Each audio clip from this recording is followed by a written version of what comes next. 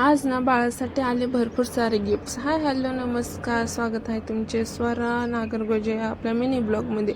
तर आज आहे ना बाळाचे आजोबा म्हणजे माझे वडील आले होते बाळाला भेटण्यासाठी. माझी डिलिव्हरी इकडे सासरेच मुंबईमध्येच झाली असल्यामुळे ना मग माझे वडील आणि आई वडीलच इकडे भेटायला येत असतात माझ्याकडे. तर एवढे सारे गिफ्ट्स माझ्या वडिलांनी माझ्या बाळासाठी घेऊन आले होते. आणि हे जे काही तूप ज्वारी हे गोणी दिसते त्यात ज्वारी हा डिखोडा आणि ही बुंदी जे काही दिसते ना ते सगळं आईने माझ्यासाठी पाठवलं होतं बरं का. डिखोडा बाळासाठी जास्त चांगला नसतो, पण आईचे टाके भरून काढण्यासाठी ना डिखोडा खूप महत्त्वाचा असतो. तर रोज 2 टाईम थोडं थोडं का होईना खाणं ते खूप जरुरीचं असतं.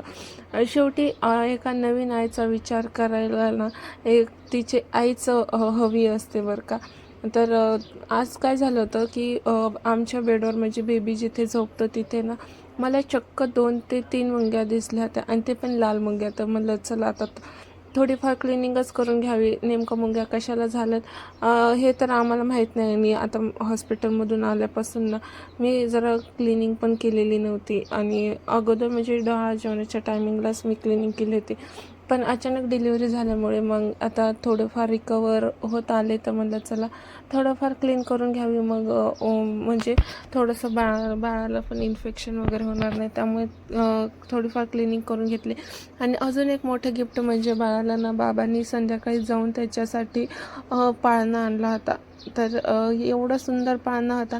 फायनली ते पाळणा घेऊन आले आणि कसा वाटला आमचा मिनी ब्लॉग मला कमेंटमध्ये नक्की सांगा. भेटल्यानंतर